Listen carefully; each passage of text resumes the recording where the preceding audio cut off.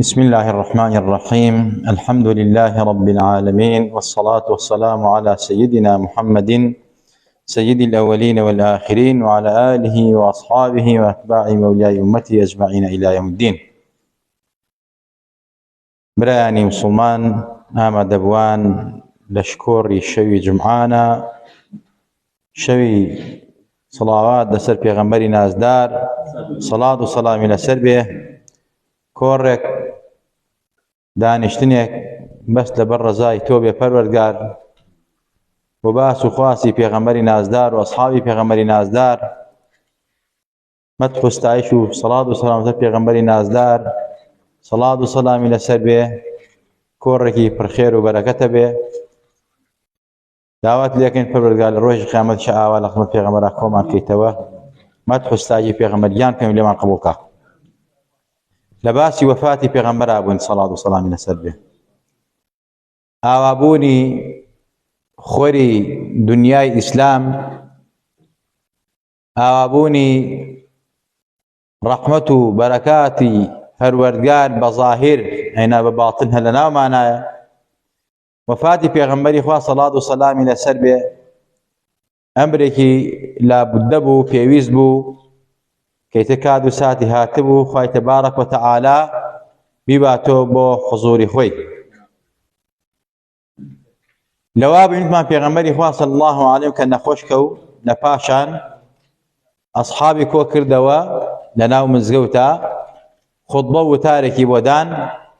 لە وتارەکەیە پێغەمبەری خوا صلی الله علیه وسلم تەوسیەی کرد کە ئاگامان لە نوێژەکانمان بێ، ئاگامان لە خێزانەکان و ئافرەتەکانمان بێ. وەسیەتی بۆ کردین پێغەمبەریان سەڵات و سەلامی لەسەر بێ حەق و مافی کەسمان لەنا نەبێ و حەق و مافی خەڵکی بینەوە، زوڵم لە خەڵکی نەکەین، ستەم لە خەڵکی نەکەین. هەر کەسێک زوڵمان لێ کردووە، ئەگەر بە جەستە، ئەگەر بە مادە، ئەگەر بە ماڵ داگیرکردن، بۆی بگەڕێنینەوە. و پێغەمبەری خوا سەڵات و سەلامی لەسەر بێ خۆی لە پێش هەموو ئومەتەکەی فەرمی ڕەحمەتتان لێبێ سەحابە بەڕێزەکانی من، هاوڵە خۆشەویستەکانی من، کامتان لە ئێوە حەقتان لای منە، قەرزتان لای منە، مافتان لای منە، زوڵمم لە کامتان کردو، ستەمم لە کامتان کردووە، لە کام لە ئێوەم داوە ڕۆژە لە ڕۆژان ئازارم داون بە وشەیەکم، بە قسەیەکم، یا بە دەستم یا بە قاچم، ئەو حەق و مافەم لەلا بێ لێم بگەڕنەوە لێم بسێننەوە. حەق و مافی خۆتانە. ئەسحاب دەستیان کرد بە گریان، وتیان یا ڕەسوڵ الله کێ هەیە حەقی لای تۆ بێ؟ تۆیەک خوا پێت فەرموێت وما ئەرسەلناکە ئیلا ڕەحمەتە للعالەمین، تۆیەک ڕەحمەتی پەروەردگار بی، خەڵات بی بۆ ئێمە، مای هیدایەتی ئێمە بی، ئێمە هیچ حەق و مافێکمان لای تۆ نییە یا ڕەسوڵ الله، خۆشمان و باوکمان و ئەولادیشمان ئەکەین فیدای تۆ پێغەمبەریان. سەڵات و سەلامیان لەسەر بێ. ئەسحاب دەستیان کرد بە گریان کە پێغەمبەر بۆ ئەم قسانە ئەفەرمێت. پێغەمبەری خوا صلی الله علیه وسلم کەس نەبووە بەڕاستی ڕۆژێ لە ڕۆژان پێغەمبەر بە وشەیەک ئازاری دابێت، زوڵمی لێ کرد بێت، یا بە دەستی مبارەکی ئازاری کەسێکی دابێت. ئەمە لە بەرنامەی پێغەمبەران نەبووە، پێغەمبەر ڕەحمەت بووە سەڵات و سەلامی لەسەر بێ. وتمان حەزەتی عەکاشەی کوڕی محسن هەڵ ئەسێ فەرمێ وەڵڵا یا ڕەسوڵ الله من حەقێکم لای تۆ هەیە، لە فڵانە ڕۆژە بەسەر وشترەکەتەوە بووی، قەمچێکە بەدەستەوە بوو، قەمچەکەت وەشان بۆ وشترەکەت دات لە من، ئەمە مافێکە و لای جەنابتە و ئەبێ مافەکەم بۆ بگەڕێنیتەوە. ئەو پێغەمبەری خوا صلی الله علیه وسلم فەرمی حەقی خۆتە و مافی خۆتە، من لە خزمەتتام. ئەسحاب هەمویان دەستیان کرد بە گریان، فەرمیان عەکاشە تۆ چی گەڵی بەرامبەر پێغەمبەری خوا؟ داوای چی لێەکەی؟ پێغەمبەر نەخۆشە، پێغەمبەر لە حاڵی خۆیاتی، پێغەمبەر بێتاقەتە سەڵات و سەلامی لەسەر بێ. تۆ چۆن داوایم حەقەی لێەکەی؟ فەرمی حەقی خۆمەوە ئەبێ پێغەمبەر بمداتەوە. ئەسحابی نازاری پێغەمبەری خوا وتیان چەندێک مادە ئەڵێ، چەند وشتری سوور ئەڵێ،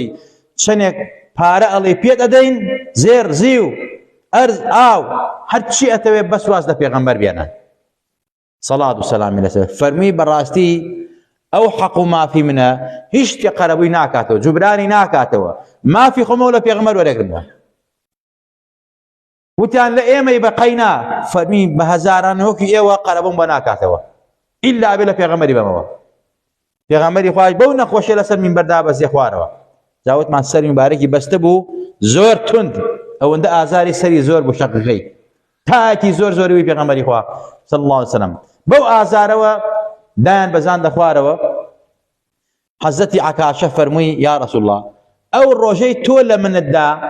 پشتی مبارەکی پشتی من ڕوود بوو پشتی مبارەکم بۆ ڕوود کە با منیش قەمچەکە بەم لە پشتی مبارەکی جەنابە هیچ جلوبەرگە لەبەران نەبێ حەق و تۆڵە مافی خۆم کەمەوە پێغەمبەری خوایش سەڵات و سەلام لەسەر بێ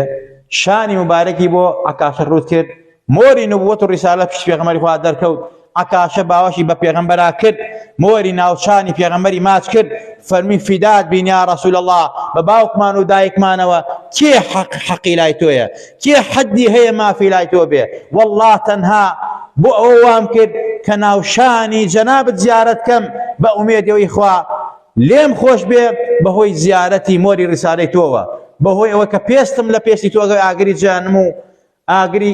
بە ئاگری جان عەزاب نەدرێم و لە بەرزەخا سەرکەوتوم زبانم فەسیح بێ پاراو بێ لە وەڵامی فریشتەکانی ناوگۆڕا تەنها مەبەستمەوە و یا رەسوول الله ئەسحاب دڵیان زۆر خۆش بوو بەمە کە حەزەتی عەکاشە لە پێغەمبەری خوای نەدا ئەجا لە پاشان پێغەمبەری خوا سەڵات و سەلامی لەسەر بێ فەرمووی ئیتر من ناتوانم بێم بۆ نوێژەکان کە ئیتر ماڵەکەی پێغەمبەری خوا لەناو مزگەوتەکە بوو پێغەمبەریان فەرمووی ئیتر من ناتوانم بێم بۆ نوێژ چووە ماڵەوە بردیانەوە حەزەتی عەباس و حەزەتی عەلی چوونە بن ماڵی پێغەمبەری نازدار بردیانەوە لە ژوورەکەی خۆیان داینەکە تیان نێژراوە اینجا پێغەمبەری خوا سەڵات و سەلامی لەسەر بێ فەرمی بە حەزەتی عایشە دایکی ئیمانداران ڕەزا و ڕەحمەتی خوا لە خۆی باوکی بێ فەرمی ئەی عایشە بە حەزەتی ئەبوبەکری باوکت بڵێ با ئیتر ئەو نوێژ بکا بۆ مسڵمانان و ئیمامی مسڵمانان بێ حەزەتی عایشە فەرمی باوکی من پیاوێکی دڵمەر نەرمە یا رەسوول الله ناتوانێ بەڕاستی پێشنوێژی بۆ مسڵمانان بکا بەبێ حوزوری جەنابەت بڕاتە میحرابی جەنابەت ناتوانێت ئەگری و گریان ڕێگەی بێ نادا با حەزەتی عومەر بێ حەزەتی عومەر باشترە پێغەمبەری خوا سەڵات و سەلامی لەسەر بێ زۆر ناڕەحەت بوو فەرمووی پێیان فەرمووی ئێوەش بوون بە ئافرەتەکانی چواردەوری حەزەتی یوسف من چیتان پێڵێم ئێوە شتێتر ئەڵێن بڕۆن فەرمانی من جێبەجێکەن بە حەزەتی ئەبوبەکری ڕاگەێنن کە ئیتر با ئەو نوێژ بۆ مسڵمانان بکات پێغەمبەری خوا ئیجازەی نەدا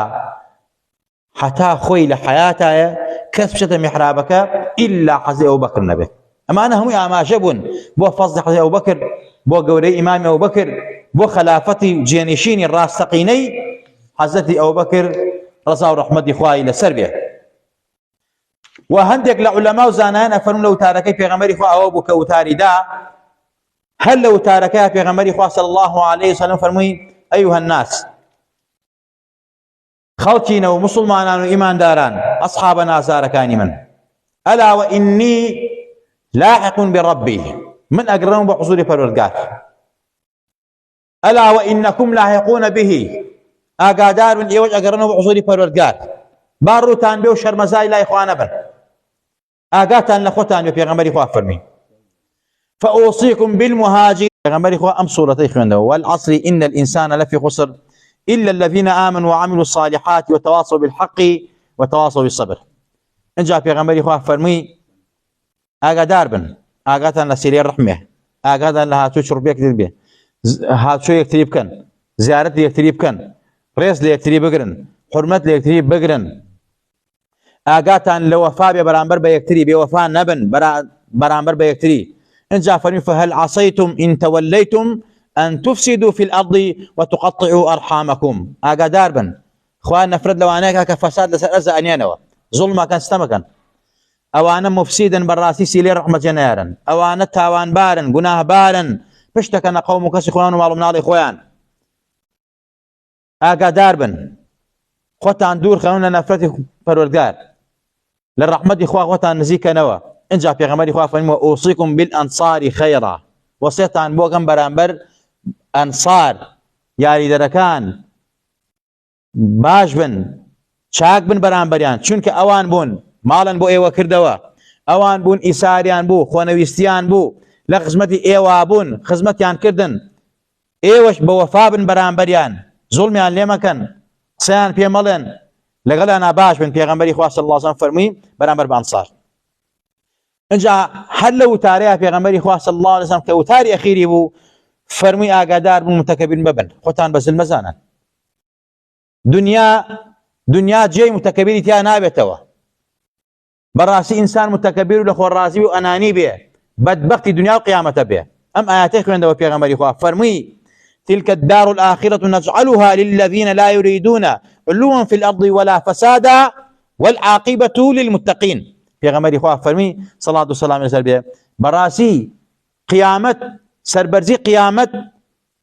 دنیاش هەتا بۆ ئەو کەسانەیە کەوا لەم سەر ئەرزا متەکەبیر نین یعنی تەکەبور و فیز و دەمار وایان لێ ناکا لە خوا دووریان خاتەوە لە خەڵ دووریان خاتەوە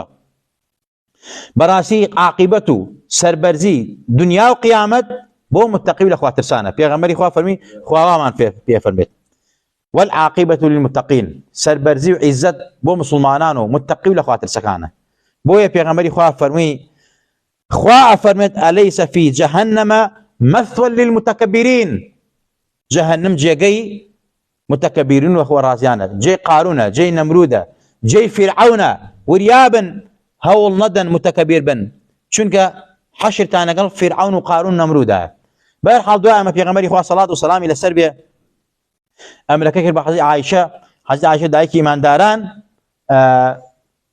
فەرمووی یا ڕەسوڵ الله بەسەر چاو ئێستا ئێمە ئەچین بە حەزرەتی ئەبوبەکر ئەڵێن چوو بە حەزرەتی ئەبوبەکری فەرموو باوکە گیان پێغەمبەریان فەرمووی ئیتر لەمە دوا تۆ نوێژ بۆ مسلمانان بکە حەزرەتی ئەبوبەکر زۆر گریا زانی ئیتر پێغەمبەری خوا لە نەخۆشینی مەرگایە وەفات دەکا حەزرەتی ئەبوبەکر بە گریانەوە لە میحرابی پێغەمبەری خوا نوێژی کرد صلاة والسلام لەسەر بێ ئەفەرمێت اینجا لە پاشان چەند ڕۆژێک بەم شێوازە بوو پێغەمبەری خوا نەچوو بە مزگەوت تقریبا 11 ڕۆژ پێغەمبەری خوا نەخۆش بوو لە مودەم 11 ڕۆژە پێغەمبەری خوا صلی الله علیه وسلم یەک دوو جار توانی بچێ بۆ مزگەوت یەک دوو نوێژی بە دوای حەزرەتی ئەبوبەکر کرد ئیتر نەیتوانی لە دوای ئەوە پێغەمبەری خوا صلی الله علیه وسلم هەر لە ماڵەوە بووە ئازاری شەقیقە و ئازاری مەسەلەی تاو وایان لە پێغەمبەر کردو و پێغەمبەر ناخست بوو ئاماژەمان پێ کردوان حەوت دانە کوندە ئاویان کرد بەسەر پێغەمبەری خوا ئەو ساتوانی هەڵسێ بچێ بۆ مزگەوت ئەو وتارە بە ئەوەندە تاکەی بەرز بوو پێغەمبەری نازدار ئەوەندە ئازاری سەری زۆر بوو ئەفەرمێ جارێکیان حەزرەتی ئەبوبەکر لە کاروبار درەنگ هاتەوە حەزرەتی عومەر پێشنیوەژی بۆ مسلمانان کرد پێغەمبەری خوا لە ماڵەوە فەرمووی کوا ئەبوبەکر لەکوێیە بۆ ئەو نوێژ بۆ مسلمانان ناکە يعني گوێی لە سەوتەکە بوو کە حەزرەتی عومەر الله ئەکبەر ئەکات بۆیە فەرمی نا ئەبێ ئەبوبەکر پێشنیوەژی بکە نا ئەبێ ئەبوبەکر پێشنیوەژی بکە پێغەمبەری خوا فەرمی اینجا ڕۆژێکە پێغەمبەری خوا صلی الله علیه وسلم ڕۆژتە ناو مزگەوت هەر چۆن بێ حەزرەتی ئەبوبەکر ویستی بێتە دواوە پێغەمبەری خوا ئاماژەیەک فەرمێنێت ئەو پێغەمبەری خوا بە دواوە نوێژی کرد حتى فرای ڕکاتێکە و نوێژی بەیانی بوو ڕکاتی دووەم پێغەمبەری خوا خۆی کردی هەستاوە چونکە لە ڕکاتی یەکەما پێغەمبەری خوا فریان نەکەوت بەهەرحاڵ ئیتر پێغەمبەری خوا صلی الله علیه وسلم ڕۆژ بە ڕۆژ نەخۆشیەکەی ناڕەحەتە بوو بێتاقەتە بوو وتیان قوربان ئەی باشە کێ بتشۆرێ کێ کفنەکە چۆن کفنەکەین لەکوێ بوو نوێژین ئەمە تەبعان ئەمانە هەمووی بە پێغەمبەری خوا وترا پێغەمبەری خوا فەرمی پیاوانی ئاهلوبەیتی خۆم بمشۆرن پیاوانی ئاهلوبەیتی مەسەلەی حەزرەتی عەباسی مامەی بوو ئامۆزاکانی بوو کە کوڕەکانی حەزرەتی عەباس بوون فەزڵ و قەسەم و هەروەها حەزرەتی عەلی ئەوانەی کە مسلمان بوون و ئامۆزای پێغەمبەری خوا بوون سەڵات و سەلامی لەسەر بێ فەرمی فڵان و فیسار و ئەمانە هەمووی ئاوکەن بەدەستی حەزرەتی عەباس و حەزرەتی عەلیە و کفن بکەن بەم کفنانە بەم شێوازە پێغەمبەری خوا فەرمی سەڵات و سەلامی لەسەر بێ اینجا کە کفنتان شۆردی و کفنتان کردم لە ژوورەکەی خوا جێم بێڵن چونکە حەزەی جوبرەئیلە نوێژ مەکە اینجا حەزەی ئیسرافیل اینجا حەزەی ئیزرائیل اینجا حەزەی میکائیل اینجا دەستەی مەلایکە نوێژ مەکەن لە پاشان ئاهلوبەیتەکەی خۆم نوێژم بکەن ئاهلوبەیتی خۆم پێغەمبەری خوا فەرمی اینجا دەستە مسلمانان بابێن نوێژی جەنازە لسر من بكن بلام أما هموي دواي نيجي جبريل ميكائيل إسرافيل إزرائيل باقي من فريشتكان انجا دواي نيجي آل بيت ايوه بيان پیغمبری خواه صلی الله علیه و سلم بو کردن لو کاتا پیغمبری خواه او منجل او لپناه دان دا بو خافي او دسي قست اوكو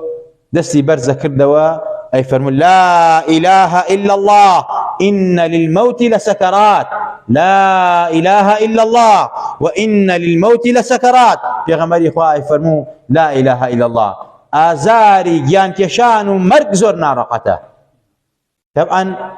پیغمبری خواه اما فرموا لچندین فرمودا ارزم کردن که افرمویت گیان کشان بو مسلمان وەک بۆنی گوڵێک وایە ئەمە هەروە دەستی مسلمان نەکەوتووە ئەمە پێغەمبەر فەرموویەتی ئازاری گیان کێشانی ئومەت با لەسەر من ناڕەحەت بێ هی ئومەتەکەم ئاسان بێ بۆیە ئەیفەرموو لا إله إلا الله إن للموت لسكرات ئەینا پێغەمبەر خۆشەویستی پەروەردگار بوو حتى واردة لسننا لحديثة أفرميت هيت في غنبريك حضرت بأي نتشو بو بيشوازي مرقي استقبالي مرقي ولخزمتها بلكاتي سر مرقا إلا في غنبري إيمان به في غنبر صلاة والسلام على حضرت عائشة فرميت شن جارك في غنبري خو عمي فرميت جبريل هاتوه فرميتي أو من دا بزيمة سر أرس لبرشي يا محمد خوامري ناردو بلايتو إكراما لك لبر حرمة الرئيسيتو تفضيلا لك لبر توبياوك عظيم وقوري وخاصة لك تايبت بوتو بو يك پیغمبر نبوه خوا وكو وحي أنار بس جبريل أبو پیغمبران بو كاتي جان كيشانش جبريل ميرو هاولان بلام جبريل ناد كهاولي پیغمبر بلا جان كيشانا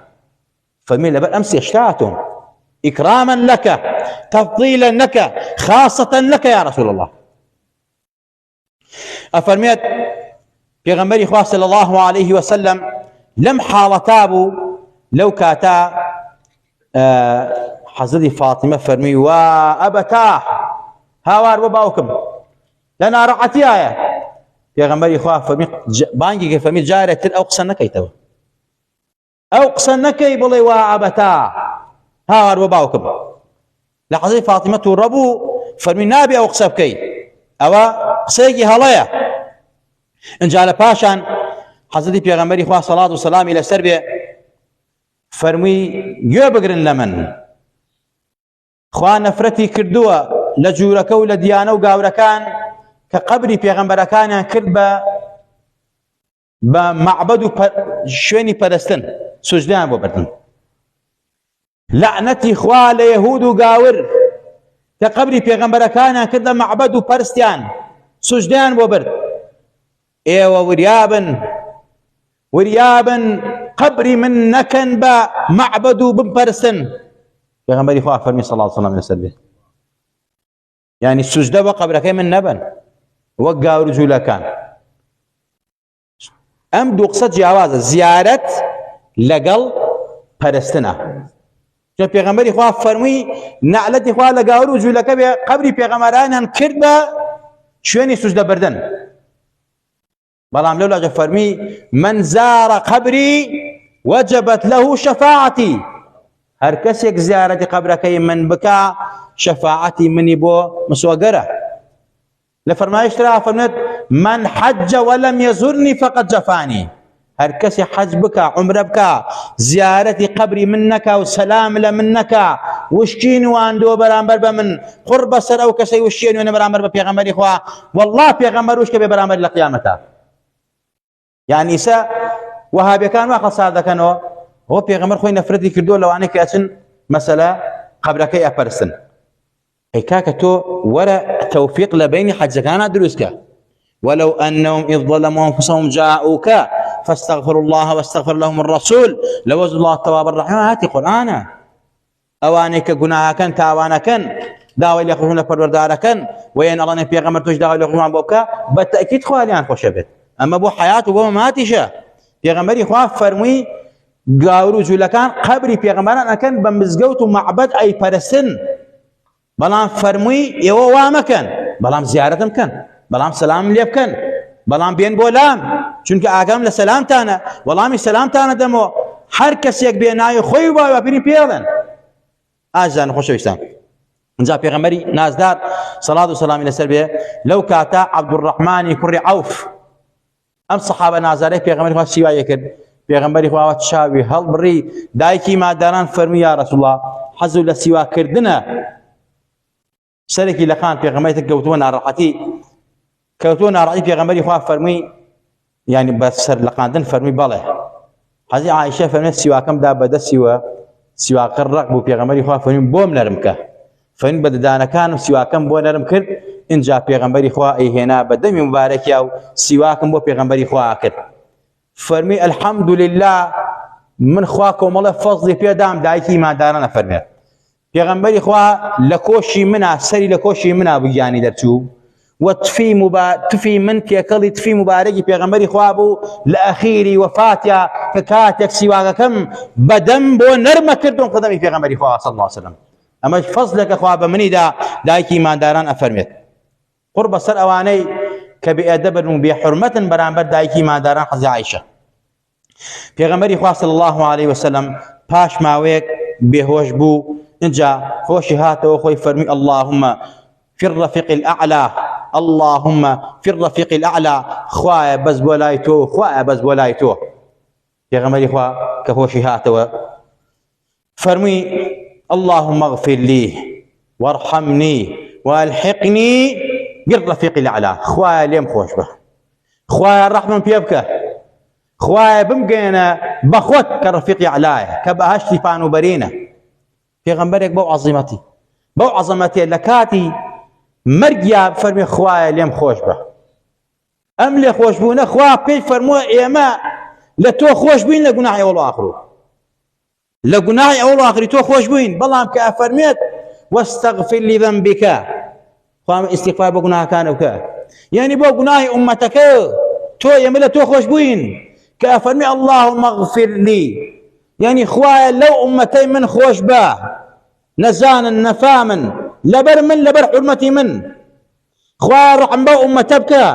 ئەی ناکە پێغەمبەر خوايا ڕەحم پێ بکە، خۆی ڕەحمەت بووە پێغەمبەر، ئەمە بۆ ئومەتەکەی بووە. ئازان و خۆشەویستان، پێغەمبەری خوا سەڵات و سەلامی لەسەر بێ لە بەیانی دووشەممە کە ئیتر ئەو ڕۆژە بەڕاستی پێغەمبەری خوا شەوەکەی ئافاقەیەکی بۆ هاو، لە نوێژی بەیانیە پەردەی ژووری مبارەکی خۆی لادا، سەیری سەحابەکانی کرد. سەحابەکان دڵیان خۆش بووتیان پێغەمبەریان یێتۆ چاک بۆ تۆ، یێتۆ بە ناومان. بەیانی ڕۆژی دووشەممە، بەڵام سەحابە نازارەکانی پێغەمبەری خوا نەیانزانی ئیتر کۆتا لیقای ڕەسوول اللهە و ئیتر پێغەمبەر نابینن. جارێتر بێتۆ ناو مزگەوت و یا جارێتر سەیری پێغەمبەر بکەن، یا پێغەمبەر سەیری ئەوان بکا بە زاهیر. ئەو بەیانیەی نوێژی بەیانی پێغەمبەر کە پەردەکەی لادا سەحابە دڵیان خۆش بوو. پێغەمبەری خوا سەڵام پەردەکەی داداوە و لە ناو جێگەی خۆیان کەوتەوە. حەزەتی ئەوبەکر حتا ئەوەندە ئومێدی پیا کرد لە ژیانی پێغەمبەری نازدار، چوو بەدەم کاروباری خۆیەوە. بەڵام لە چێشتەنگای نوێژی ڕۆژی چێشتەنگا، ئەنە ڕۆژی دووشەممە لە کاتی چێشتەنگا پێغەمبەری خوا صلی الله علیه وسلم بۆ دوجار وەفاتی فەرموو. سەحابە دەستیان کرد بە گریان و سەحابە ئیتر سەحابەی وا بوو کوێر بوو، فەرمی خوایە ئیترم چاومە نابینێ لە دوای پێغەمبەری خوا، نامەوێت چاو دنیای پێ بێنم لە دوای پێغەمبەری خوا. سەحابە بوو لاڵ بوو، حەزەتی عوسمانی کوڕی عەفان لاڵ بوو، قسەی بۆ نەکرا. حەزەتی عومەری کوڕی خەتاب ڕەزا و ڕەحمەتی خوای لەسەر بێ وای لێ هات فەرمی هەر کەسێ بڵێ محەممەد مردووە بەم شمشێرە داهێنم، نابێت کەس بڵێ محەممەد مردووە. پێغەمبەر ڕۆک حەزەتی موسا کە چوو بۆ کێوی تور لە پاش ماوەیە هاتەوە، پێغەمبەری مناجات لە حوزوری پەروەردگارەکە، پاش ماوەیە گەڕێتەوە بە ناومان، کەس نەڵێ مردووە، کەس نەڵێ پێغەمبەر وفاتی کردووە. ئیتر سەحابە بوو لە جێی خۆیان گۆچ بوو، ئیفلیس بوو، سەحابە بوو تێک چوو، چونکە ئەوەنە عشقی پێغەمبەری بوو سەڵات و سەلامی لەسەر بێ. حەزەتی ئەوبەکر چوون بە دوایە، حەزەتی ئەوبەکریان هێناوە. پێغەمبەری خوا سەڵات و سەلامی لەسەر بێ بە گاڵتەوە چەند ڕۆژێک نایکا بە ئیمام، بە گاڵتەوە نایکا بە ڕەفیقی ڕێگەی خۆی بۆ هیجرەت، بە گاڵتەوە هەموو ڕاز و نیازێک لا ناکە بەڕاستی پێغەمبەری خوا صلی الله علیه وسلم ئاوا کە فەرمووی یا ئەبا بەکر ما صب الله في صدري هیچ شتێک خوا نێت لە دڵی منەوە ئیلا خمە دڵی تۆوە ئەمە پێغەمبەری خوا هەر ئاوا بە ئاسایی نەیفەرمووە ئەبێ ئەم سەحابە بەڕێزەی پێغەمبەری خوا جەریء بێ ئازا بێ بە قووەت بێ لە کاتی مصیبەتی ئاوا خۆگر بێ نەخۆی بەڵکو سەحابەکانی هێوەرکاتەوە هاتەوە بۆ ژوورەکەی حەزی عایشە عایشە کچی پێغەمبەری کچی حەزەتی ئەبوبەکر بوو حەزی پێغەمبەری خوا زاوای حەزەتی ئەبوبەکر بوو ڕۆشتە ژوورەوە فەرمی ئینا لله وئینا ئیلەیه ڕاجعون فەردەکەی سەر پێغەمبەری لادا و ناوچاوی پێغەمبەری ماچ کرد فەرمی طبتە حيا وميتا يا رسول الله اذكرنا عند ربك بپاکی جای و پاکی وفات کرد یا رسول الله تو خوا باسمان کە لای پەروەردگار بڵێ ئەمانە سەحابەکانی من و ئەمە ئومەتەکەی منە ئەمە خیتابێکە لە دوای مەرگی پێغەمبەری خوا حەزەتی ئەبوبەکر بە پێغەمبەر ئەفەرمێت حەدیثەکە بوخاریە طبت حيا وميتا يا رسول الله اذكرنا عند ربك باسمان کە کەواتە ئینسان کە ئەچێتە خزمەتی مەقەدی پێغەمبەری خوا بڵێ ئەی پێغەمبەر شەفاعەتم بە بکە تکام بۆ بکە باسمان کە ئەمە سونەتی پێغەمبەر و سەحابەیە ئەمە کوفر نییە ئەمە شیرک نییە ئەو مردووە گوێی لێیەتی مردووی احتیادی جا پێغەمبەری نازدار ئەوە بە طەریق الأولا ئینجا ئەمە فعلی حەزی ئەبوبەکرە ئینجا لە پاشان حەزەتی ئەبوبەکر هاتە دەرەوە وتارێکی جوان و بەلیغیدا سەحابەیان هەموو کۆ کردەوە فرمي وما محمد إلا رسول قد خلت من قبله الرسل فرمي پیغمبری نازدار خوا نبو پیغمبری پروردگار بو نوێنەری پروردگار بو رسولی پروردگار بو وەک باقی پیغمبرانی تر چۆن هاتن و ڕۆشتن و وفاتیان کرد خوا پێیە فەرمی إنك ميت وإنهم ميتون توش أمري وأوانج أمر كل نفس ذائقة الموت من كان يعبد محمد قد مات ومن كان يعبد الله حي لا يموت أو محمد هركس محمد برست محمد روي وفادي فرمو هركس خواي حق برسيت خوا حي وزندو ونامري يما همان خوا برستين حەزەتی محەممەد پێغەمبەرمان بوو پێغەمبەری پەروەردگار بوو ئازیزان و خۆشەویستان حەزەتی عومەر فەرمووی واللهی تا ئەو کات و ساتە کە ئەنەما و ئاەتانم نەبیستووە حەزەتی عومەر یەکسەر ئەژنۆی شکا شمشێرەکەی فرەدا چونکە سەحابە کەس نەیوەرا لە ترسی حەزەتی عومەر بڵێ پێغەمبەر وفاتی فەرمووە کە ئەوەی بیست لە حەزەتی ئەبوبەکر یەکسەر کەوتە سەر ئەرز و ئەژنۆی شکا زۆر گریا حەزەتی عومەر فرمي والله أما يكم جار ما عليه وآياتنا باسم إنا لله وإنا إليه راجعون إن جاء حزي عمر زور قريا حزي أبو بكر شو داسي كده ملي فرمي أمانة إسلام نسر شاني إيما إيما أبيه أم بيامي رسول الله بقين إنه خيانتي لنا كين دل صوص بين بوفا بين برامبر بيغمبرو رسالة بيامي بيغمبري نازدار صلاة والسلام إلى السربية إن جاء بيغمبري إخوة صلاة والسلام إلى السربية كوفادي فرمو صحابة كان حزي أبو بكر يوري كرنوا لباشان سيجار بيغمبريان خوان شوري طبعا أواني كبيغمبري خوان شوري حزي علي حزي عباس هدو كرقة حزي عباس فضل وهرا قثم أسامي كري زيد أمانة كل سنة وشن فريتر لخزمتي أنا من آيان بوهنان أمانة كل سنة وهروها پیغمبری خوا سه جار شوریان ام شورنی پیغمبری خوا صلی الله علیه و سلم وک علماء زانان افرمون با او بکافور بسیدر بم اشتبون خوشانه پیغمبری خوا شوری اینجا لسی کفنا پیغمبران کفن کرد قمیص و میسوشانی تیانه بو هر سی کفن پیغمبری خوا تیا کفن کردو سی پیچر لم سی پیچرا پیغمبری خوا داناو سی کفنی سپی انجا لشوني خويا وقت لسر وصدقي بيغمبري خويا بيغمبري ان جيش تجورك خويا ملائكه نيوجان كر انجا آل بيت نيوجان كر انجا دوای دەستەی مسلمانەکان نوێژی جەنازەی پێغەمبەریان کرد صلی الله علیه و سلم بێ چەند ڕۆژێک پێغەمبەری خۆیان هێشتەوە بۆ ئەوەی کەوا خەلیفەی مسلمانان دیاری کرد پێغەمبەری خۆیان تقریبی بۆ مدەی چەند ڕۆژێک گەشتەوە بۆ ئەوەی کەوا پێش ئەوەی کە پێغەمبەر بنێژرێت جەستەی پێغەمبەر ڕۆ دەژێر خاکەوە مسلمانان و ئیمانداران خەلیفەی و گەورەی خۆیان دیاریکەن لەسەر وەسەدی پێغەمبەری خوا صلی الله علیه وسلم. لێرەشا هێنە کۆتایی وتاری ئەم شەو بەشی کۆتایی سیرەی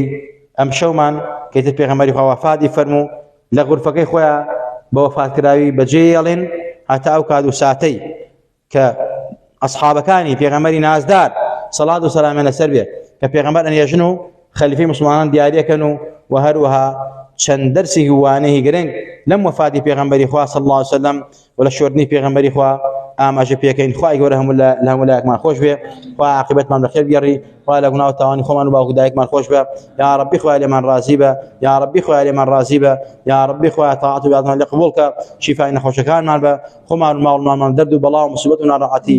پارێزدا و کە خوای ئەو پێغەمبەر نازدارەمان لێ عاجز نەکەی، خوای ئەو پێغەمبەرمان لێ ڕازی کەی، یا ربی خوای ئەو پێغەمبەر نازدارە تکاو شەفاعەتمان بۆ بکە، بە ئومەتی خۆی قبوڵمان بکە، بانگمان بکە و دەرمان نەکە وەک لەو تارەکە فەرمووی لەو تارەکەیە فەرمووی بینینی ئێمە و لیقای ئێوە ئومەتە نازارەکەم سەر حەوزی کەوسەرە، خوایە لەسەر حەوزی کەوسەرە بەخزمەوە پێغەمبەرمان بگەێنی، خوایە ئەو پێغەمبەر نازارە سەلامی بۆ ئێمە ناردووە لە ئەخیری وەفاتیا فەرموویەتی ئەصحابە نازارەکانی من سەلام بگەێنن بە هەموو ئەوانش کە لە دوای من برای منن ئیمانم پێێنن ئەڵێن وعەلەیکم السەلام وەڕەحمەت الله وبەرەکاتوه یا رەسوول الله ئێمە حەدمان چییە تۆ سەلام لە ئێمەکەی، ئێمە هەزار جارن وعەلەیکم سەلام، تۆش دوعامان بۆ بکە، تۆی پارەڕە لەخوا بۆمان، عاقبەتمان خێر بێ، حوسنی خاتیمان هەبێ، خوا لە سوئی خاتیمە لاماندا بە عیشق و ئەوینی خۆت و صحابەکانی تۆ ئیسلامەوە بژین و برین و زیندوو بنەوە یا رەسوول الله پەروەردگار لەبەر خاتری ئەو پێغەمبەر نازدارە خوایە لێمان خۆش بەوە ئیمان و بمانژێنەوە بمان بنە زیندوومان کەرەوە لە ڕۆژی قیامەتە لەبەر سێبەری عەرشی خۆتا و لەسەر حەوزی کەوسەر لە خزمەوە پێغەمبەر نازدارا بین. آمین آمین آمين آمين. أقول قولي هذا وأستغفر الله لي ولكم ولسائر المسلمين، والسلام عليكم ورحمة الله وبركاته.